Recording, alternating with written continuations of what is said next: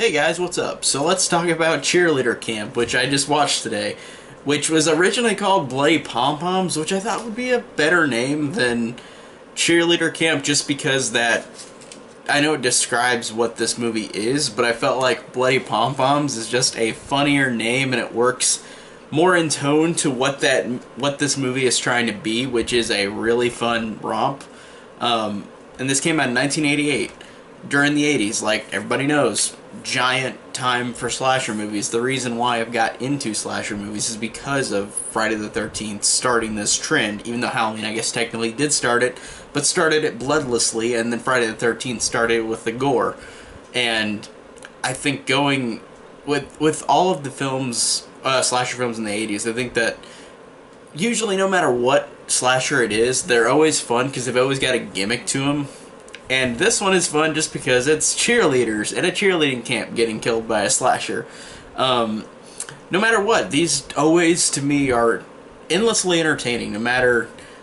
I mean, for the most part. There's probably a couple slashers that I don't really like from the 80s, but most of them that I have seen, I think I do genuinely like and enjoy to a degree.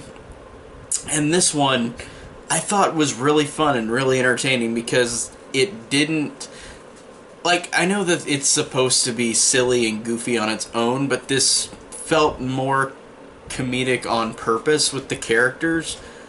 Like, it wasn't trying to be serious and then it's really campy.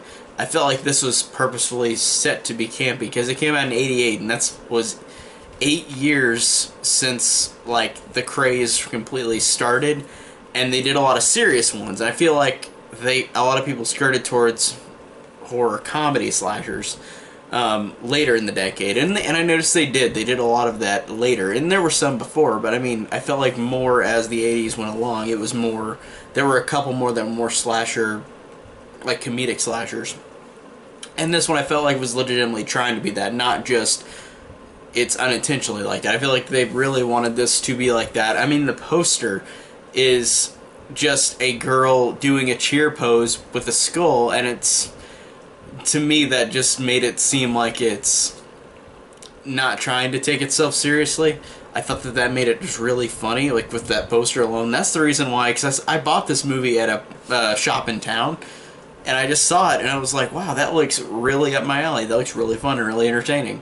And the poster art, which for 80s horror movies is really great, some of the best poster art in terms of decades, but the poster art for this one looked really cool, and it had a picture of a girl with a pose with a skull, and the tagline says, like, give me a K, give me an I, give me an L, give me an L, and that made it really funny and just made it seem like it would be up my alley. Really fun, really cheesy, and it was really entertaining.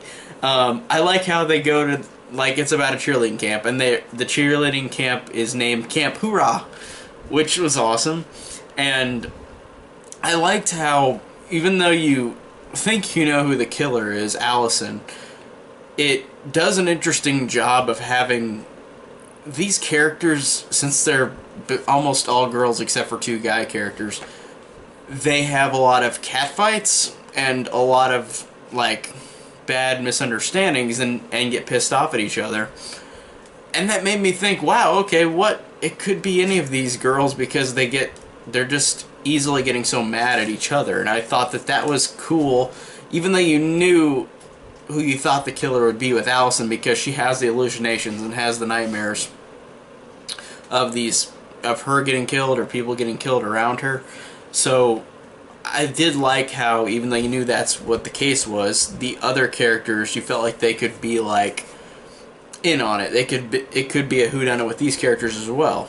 And I did like how the movie at the end did imply that Allison might or might not have been the killer. Honestly, I kind of blanked on it, because watching it I was thinking, because that Corey character who is in the movie till the end too, she tells the police that Allison killed everybody, even though Corey killed the guy character, the boyfriend, and then Allison is like, no, I didn't do it, I didn't do anything, but she had the hallucinations of the whole movie, so I don't get if she just had the hallucinations, but it made it to where it was a whodunit with the the Corey character being the killer and like making it seem like Allison was, even though she had the hallucinations. And if that's true, if that's what I'm getting from this movie, then they did a good job of having you think that the Allison was the killer because of all her nightmares, but then you show Corey, who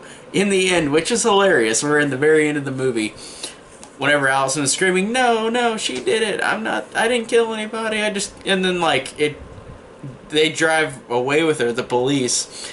And then you just see Corey freaking going and cheering, like, on her own. Like, when all these people were murdered, she's just standing there cheering while the police drive away with Allison in the car. That was hilarious.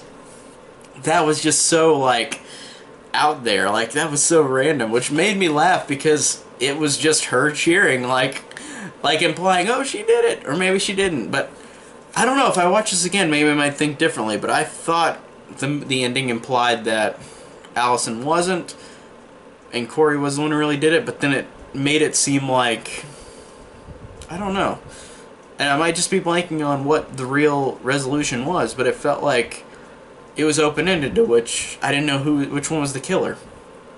I like that, and for an 80s slasher, like, they did that a lot, but that was a cool thing in this movie, and that made it really, really entertaining at the ending, and just, like I said, really funny with Corey just cheering, like, while the police are driving away, like, after everybody's been, like, a lot of people have been murdered, and it's just like, we're just gonna stand there and cheer. That's what made it funny. That's what made it fun and so hokey, because it was just so out there that I felt like it of course wasn't gonna take itself seriously, but I loved how it didn't. That made it really fun and made it really entertaining. It reminded me a little bit of Sleepaway Camp in a way, even though I love Sleepaway Camp way more than this movie.